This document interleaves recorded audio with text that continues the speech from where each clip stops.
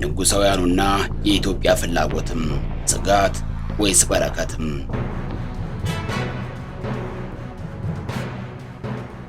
ንጉሳውያኑ ከኢትዮጵያ ጋር መቀራረብ ራቸውን ቤታችንን ደጋግሞ መጎብኘት ከጀመረበት የፈረንጆቹ 2018 ወዲህ ስማቸው በአዲስ አበባ አብዝቶ ይነሳል። በተለይ የድሮኑና የወደቡ ጉዳይ ሲነሳም በቀዳሚነት ስማቸው ከሚነሱ ሰዎች መካከል ናቸው። ከሰሞኑ ደግሞ አቡዳቢ ፖርት ግሩፕ የተባለም በአቡዳቢ የተመሰረተ ዓለም አቀፍ የወደብና ሎጂስቲክ ድርጅት በኢትዮጵያ የወደብና የሎጂስቲክ ዘርፍ ውስጥ በስፋት ለማሰማራት ፍላጎቱ አለኝ ሲል ሰምተነዋል። ይህም ለኢትዮጵያ ታላቅ የኢኮኖሚ ፖለቲካዊና ስትራቴጂካዊ ትርጉም እንዳለው በስፋት እየተነሳ ይገኛል። ኢትዮጵያ ጭብጦን እንደተቀማ ሕፃን ወደቧን ተነጥቃ ያኮረፈች ሀገር እንደመሆኗ የንግድና ሎጂስቲክ ወጪዋ ረዘም ላለ ጊዜም ከፍተኛ ሆኖ መቆየቱ የሚታወቅ ነው። በዚህ ሁኔታ ውስጥ እንደ አቡዳቢ ፖርት ግሩፕ ያለም ዓለም አቀፍ ተቋም መታየቱ ምንን ያመለክታል? ለኢትዮጵያ ወደፊት የንግድ አቅጣጫ ምን አይነት ለውጥ ያመጣል? የዛሬው ጨዋታችን ማዕከሉ ወደብና አረብ ኤምሬቶች ናቸው። አቡዳቢ ፖርት ግሩፕ በዓለም ላይ በብዙ ሀገራት የወደብ የሎጂስቲክና የትራንስፖርት መስመሮችን የሚያስተዳድር ተቋም ነው። የተሞክሮ ወደ ኢትዮጵያ መግባቱም የሀገሪቱን የሎጂስቲክ ስርዓት ለማዘመን የንግድ ትስስር ፍላጎትን ለመጨመርና ከክልሉ ጋር ያለውን ኢኮኖሚያዊ ትስስር ለማጠናከር ትልቅ ዕድል ሊሆን ይችላል። በተመሳሳይ ወቅት ግን ሁኔታው የሀገር ሉዓላዊነትና የውጭ ጣልቃ ገብነት ላይ ጥያቄ ያስነሳል። አሰብን በተመለከተ ከሰሞኑ ያሉትን አነጋጋሪ ምልከታዎች ሲተነትንልን የሰነበተው በረከት በላይነህ ወደቡን ካገኘን ነው ብለ ሽልማቱ ይመለስ የሚል አነጋጋሪ መደምደሚያ መስጠቱ ብዙዎቹን አስገርሞ ነበር። እኛ ግን የገረመንና ዛሬም የምንቆየው በሌላኛው አስተያየቱ ላይ ነው። በቀጠናው ሀያልነቷ እየገዘፈ ስለመጣው ዩናይትድ አረብ ኤምሬትስ ጉዳይ ሲያብራራ የተባበሩት አረብ ኤምሬትስ ለምን በኢትዮጵያ ወደብና ሎጂስቲክስ ላይ ከፍተኛ ትኩረት አደረገችም? ስለ ኢምፔሪያሊስትና ሰብ ኢምፔሪያሊስት ወይም የለየለት ኢምፔሪያሊስት ናት ይባልላታል። ይህ ጉዳይ አያሳስብም ወይ ተብሎ ለተነሳለት ጥያቄ ሲመልስ ከኔ ጎን ነች ወይም አይደለችም የሚለው ጉዳይ ነው የሚያሳስበኝ ሲል ምላሽ ሰጥቷል። የኛም ዋና ሐሳብ ይኸው ነው። ኢምፔሪያሊዝም ምንድን ነው? ሰብ ኢምፔሪያሊዝምስ አረብ ኤምሬትስ የትኛው ናት? የትኛውን ብትሆን ከኢትዮጵያ ፍላጎት ጋር ምን ያገናኛቸዋል? ምንስ ይለያያቸዋል? እነዚህን ጥያቄዎች እየተመለከትን አብረን እንቆያለን።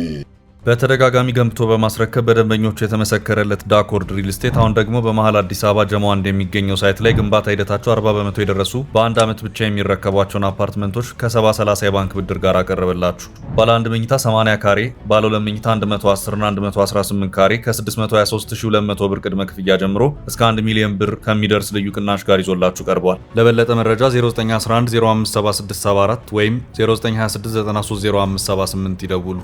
ዳኮርድ በልዩነት የተገነባ አንድ ሀገር በወታደራዊ ኢኮኖሚያዊ፣ ፖለቲካዊ ወይም በዲፕሎማሲያዊ ኃይል ሌሎች ሀገሮችን መቆጣጠር ሲሞክር ኢምፔሪያሊስት እንለዋለን። ሰብ ኢምፔሪያሊስት የምንለው ደግሞ ራሱ ትልቅ ኢምፔሪያል ኃይል ሳይሆን ነገር ግን የታላላቅ ኃይሎችን ፍላጎት በቀጠናው ለማስፈጸም የሚሰራ ሲሆን ነው። አረብ ኤምሬትስ ሰብ ኢምፔሪያሊስት ለምን ትባላለች የሚል ጥያቄ ሲነሳም በመጀመሪያ በወታደራዊ ጣልቃ ገብነት አንጻር ስንመለከተው የየመን ጦርነት ላይ በወታደራዊ ኃይልና ወታደራዊ መሰረቶች፣ በሊቢያ የጦር እርዳታና ፖለቲካዊ ግብ፣ በሶማሊያ ወታደራዊ ቀጠናና ወደቦች ውስጥ እንዴት እንደገባች መመልከት ይቻላል። የወደብና ንግድ ቁጥጥርን በተመለከተም አረብ ኤምሬትስ በዲፒ ወርልድ በኩል ወደቦችን በቀይ ባህር ክልል መቆጣጠር፣ የንግድ መስመሮችን መያዟም እንደ ኢኮኖሚያዊ ቁጥጥርና ኢምፔሪያሊዝም ይታያል። ፖለቲካዊ ጣልቃ ገብነትን በተመለከተም አረብ ኤምሬትስ ብዙ ጊዜ የዲሞክራሲ እንቅስቃሴዎችን የምትቃወም ሲሆን የራሷን የፖለቲካ ሞራል ለማጠናከር ትሞክራለችም። ይህ እንደ ፖለቲካዊ ግፍ ይቆጠራል ይላሉ ተንታኞቹም። በተጨማሪም ደግሞ ከታላላቅ ኃይሎች ጋር መስራትን በተመለከተም አረብ ኤምሬትስ በተለይ ከአሜሪካ፣ ከፈረንሳይ፣ ከእንግሊዝ ጋር በቅርበት መስራቷና የእነሱን ፍላጎት ለማስፈጸም በቀጠናው የምታደርገው እንቅስቃሴም ሰብ ኢምፔሪያሊስት እንደሚያስብላት ይገለጻል። ከዚሁ ጋር የይዘን ብሪቲሽ ሶማሊላንድ እየተባለች እንደምትጠራው ሶማሊላንድና ኤምሬትስ ስለምትጫወተው ሚና እናንሳም። ዩናይትድ አረብ ኤምሬትስ ከሶማሊላንድ ጋር ያላት ግንኙነት፣ በዲፒ ወርልድ በኩል ያላት የበርበራ ወደብ ጉዳይ የንግድ ብቻ ሳይሆን የቀይ ባህር፣ ገልፍ፣ ሆርን ኦፍ አፍሪካ ስትራቴጂክ አካል ነው። ይህ ከቀድሞ የብሪታንያ ባህር መንገድ ስትራቴጂ ጋር ተመሳሳይነት አለው። በተጨማሪ አረብ ኤምሬትስ በሶማሊላንድ የወታደራዊ መሰረት ማቋቋሟ ከእንግሊዝ የቀድሞ የባህር መቆጣጠር ፖሊሲ ጋር ያጣምራል። ይሁን እንጂ በአሁኑ ወቅት ይህንን ስራ የምትፈጽመው አረብ ኤምሬትስ እንጂ ብሪታንያ ወይም እንግሊዝ አይደለችም። አረብ ኤምሬትስ ፕሮክሲ ወይም የእንግሊዝ ተወካይ ናት የሚል ጥያቄ እዚህ ላይ ማንሳት ብዙ ስለማያስኬድ ይልቁንም አረብ ኤምሬትስ በእንግሊዝና ምዕራባዊ ኃይል በተፈጠረም ስትራቴጂ አውታር ውስጥ ተመቻችታ የምትመራ ሰብ ኢምፔሪያሊስት ናት ለማለት ይቻላል። ለምን ሶማሊላንድን የሚል ጥያቄ ብናነሳም ደካማ ፌዴራል መንግስት፣ ከፍተኛ ስትራቴጂካዊ አቀማመጥ፣ የቀይ መገዛት ታሪክ ቀደም ሲል በብሪታንያ የተጠቀሰ ሞራል ሲሆን ዛሬ ግን አረብ ኤምሬትስ በራሷ ፍላጎት እየተጠቀመችበት ትገኛለችም። በአጭሩ አረብ ኤምሬትስ ከሶማሊላንድ ጋር ያላት ግንኙነት በቀጥታ የእንግሊዝ ተጽዕኖ አይደለም። ይሁን እንጂ በእንግሊዝ በተፈጠረ የቀይ ግዛት አውታር ላይ ተመስርታ የራሷን ፍላጎት እየተገበረች ትገኛለችም። ስለዚህ ዩናይትድ አረብ ኤምሬትስ የቀይ መግዛት ተልዕኮ ቀጣይ አባል ናት ከማለት ይልቅ የቀይ መግዛት ስትራቴጂ ላይ የራሷን ኃይል በመጨመር የምትጠቀም ኃይል ናት ማለት የበለጠ የሚያስከድ መንገድ ነው። በመግቢያችን ላይ ወደ ጠቀስነው በረከት እንመለስና አንድ ሐሳብ እንዋስም።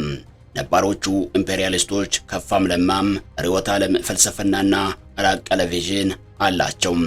ዩናይትድ አረብ ኤምሬትስ ግን ኃይለኛ ኢምፔሪያሊስት ፓወር ሆና እንደወጣች ከራዕይ ወይም ቪዥን አኳያ መቀራመት ከሚባለው የኢምፔሪያሊዝም አባዜ በስተቀር የቪዥን ችግር ወይም እጥረት እንዳለባት ይገለጻል። ከዚህ አንጻር ኢትዮጵያ ከአረብ ኤምሬትስ ጋር ባላት ግንኙነት ጊዜያዊ ጥቅሟን ማስከበር ብትችልም ለወደፊቱ ስጋት ያለው መስሎ አይታይም የሚል ጥያቄ ተነስቶለት ነበር። በረከት ሲመልስ አረብ ኤምሬትስ ያለባትን አንድ ድክመት ያነሳል። እሱም ጠንካራ የሆነና የመልስ ምት ለመስጠት ወይም በቀጥታ አቋማቸውንና ማንነታቸውን ሊገልጽ የሚችል ሚዲያ የሌላቸው መሆኑን ያነሳል። እናም የሚቀርብባቸውን የራዕይ የላቸውም ወቀሳ ሚዲያ በአግባቡ ያለመጠቀማቸው ያመጣባቸው ጣጣ እንደሆነ በመግለጽ በቪዥን ከሆነ አረብ ኤምሬትስ አለመኮረጅ አይቻልም ይላል። በዚህ ጉዳይ ያለው እውነታ እንዴት ይታያል? አረብ ኤምሬትስን ከቀድሞ ኢምፔሪያሊስቶች ጋር እናነጻጽራትም። እነ እንግሊዝ ሲቪላይዚንግ ሚሽን፣ የባህር መንገዶች መቆጣጠር፣ አሜሪካ ሊበራል ኦርደር፣ ዲሞክራሲ፣ ፍሪ ማርኬትስ የሚባሉትና ራሳቸውን የሚያሳምኑበት ግራንድ ናሬቲቭስ ነበራቸው። የተባበሩት አረብ ኤምሬትስ ግን እንዲህ ያለ አይዲዮሎጂ አታቀርብም። ይህ እውነት ነው። ይሁን እንጂ ቪዥን ወይም ራዕይ የላትም ማለት ግን አይደለም። ዩኤኢ ቪዥን በአንድ ቃል ስንገልጸው የመንግስት መዳን ወይም ሬጅም ሰርቫይቫል ሲደመር ሃብ ፓወር ወይም የኢኮኖሚ ማዕከልነት ሲደመር ዲሲፕሊን በገንዘብ የተሰኘ ስትራቴጂ ነው። ስርዓተ መንግስት መቀጠልን ወይም ረጅም ሰርቫይቫልን በተመለከተም የተባበሩት አረብ ኤምሬትስ ዋና ግብ የንጉሳዊ ስርዓትን ማጠናከር ነው። ሃብ ፓወር ወይም የኢኮኖሚው ኃይል በተመለከተም ዩናይትድ አረብ ኤምሬትስ ራሷን እንደ ትሬድ ሃብ ወይም የንግድ፣ የፋይናንስ፣ ሎጂስቲክ በፖርትና ኤርላንድ ወይም ራሷን አማካኝ አድርጋ ትመለከታለችም። ዩኤኢ ቀይ ባህር፣ ባብኤል መንደብ፣ ሆርን ኦፍ አፍሪካን አተኩራ የምትመለከተውና እጇን የምታስገባው ግዛት ወይም ቴሪቶሪ ለመውሰድ ሳይሆን አክሲስ ማለትም ማሳለጫ ቀዳዳም ወታደራዊ ቤዝ ለመቆጣጠርና በአካባቢው ላይ ተጽዕኖ ለማድረስ እንደሆነም ይታመናል። አረብ ኤምሬትስ ዲሞክራሲን አበለጽጋለሁ የሚል ቃል ከአፏ ባይወጣም በቀጠናው ተሰሚ መሆንና የደህንነት ማረጋገጫ ዓላማዎቿ ናቸው። ይህ ብዙ ጊዜ ትራንዛክሽናል ፓወር ተብሎ ይገለጻል። ፖለቲካን እንደ ቁስ ከመሸከም ጋር ይገናኛል። ከታላላቅ ኃይሎች ጋር ያላትን መቀራረብ በተመለከተም አረብ ኤምሬትስ ከአሜሪካ ጋር ሰራለችም። ከቻይና ጋርም ንግግር አላትም። ከሩሲያም ግንኙነት አላትም። ይሁን እንጂ አንድ ጥምረት ውስጥ አትገባም። ይህም መልቲሊግመንት ቪዥን ተብሎ ይጠራ ይችላል። ዩኤኢ ኢዝ ኖት አን ኤምፓየር ቢልደር በት አን ኢንፍሉዌንስ ቢልደር ሲሉ የሚጠሯት እነዚህ ምክንያቶች ነው። ይህንን የተባበሩት አረብ ኤምሬትስ ቪዥን በቀጥታ ከኢትዮጵያ ፍላጎት አንጻር እንመልከትም። ዋናው ጉዳይ የኢትዮጵያ ጥቅም የት ጋር ይጋጫል ወይም የት ጋር ይገናኛል የሚለው ነው።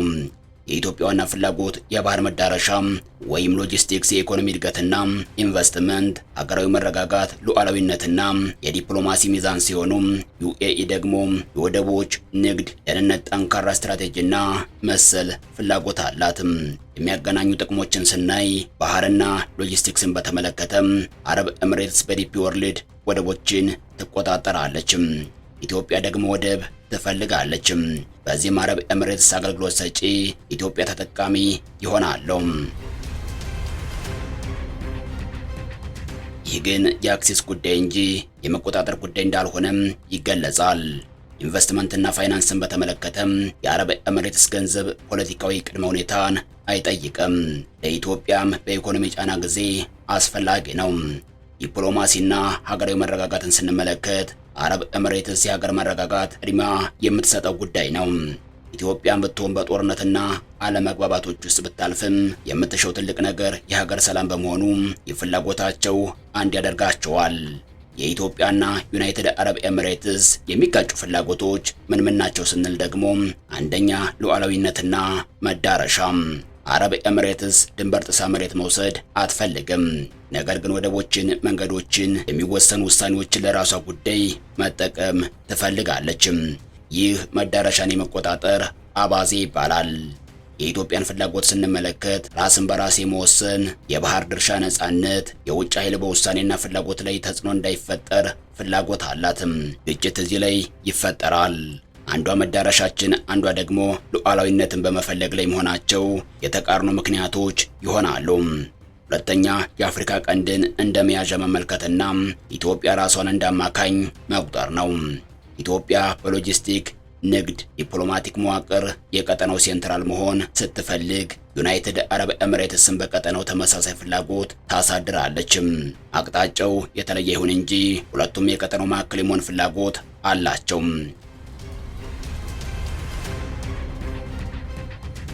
በሶስተኛ ደረጃ የአንድ ወደብ ጥገኝነትና የብዝሃ መዳረሻ ሲሆን የአረብ ኤምሬትስ ፍላጎት የተወሰኑ ወደቦች ላይ ትልቅ ቁጥጥርና የረጅም ጊዜ ኮንትራት መያዝ ነው።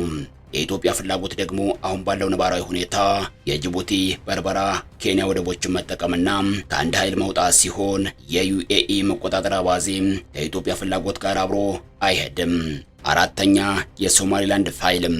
ሶማሊላንድን በተመለከተ የተባበሩት አረብ ኤምሬትስ እንደ ስትራቴጂ መሳሪያ መጠቀምና ቀጥተኛ ግንኙነት መግባት ፍላጎቷ ሲሆን የኢትዮጵያ ፍላጎት የቀጠናው ሚዛን መጠበቅና ከግብጽና ሶማሊያ ጋር ያላትን ግንኙነት በጥንቃቄ መያዝን ያካትታል። ግጭቱን በኢትዮጵያ በእርጋታ ነገሮችን የመመልከት ሁኔታና በተባበሩት አረብ ኤምሬትስ ፈጣን እርምጃ የመውሰድ ፍላጎት ውስጥ በሚኖር አለመጣጣም ሊከሰት ይችላል። የተባበሩት አረብ ኤምሬትስ የኢትዮጵያን ፍላጎት በሙሉ ባትወክልም ጠላት ሀገር ግን አይደለችም ይላሉ ተንታኞቹም። ስለዚህ ከዩኤኢ ጋር ባውንደሪዎችን በጥንቃቄ አስምሮ የፖለቲካውን ጨዋታ መጫወትና ግጭቶች ሊቀንሱበት የሚችሉበትን መንገድ መፈለግ የኢትዮጵያ ድርሻ ይሆናል። ውድ የፈታ ዴሊ ቤተሰቦች የተባበሩት አረብ ኤምሬቶችን ፍላጎት ከኢትዮጵያ ወደ ፍላጎት ጋር አያይዘን ያቀረብንላችሁ መሰናዶ ይህንን የመሰለ ነበርም። በጉዳዩ ላይ የእርስዎንም ሀሳብ እንሻለንና በኮመንት መጻፊያው ላይ አስፍሩልን። አበቃን። መልካም ጊዜን ተመኘን።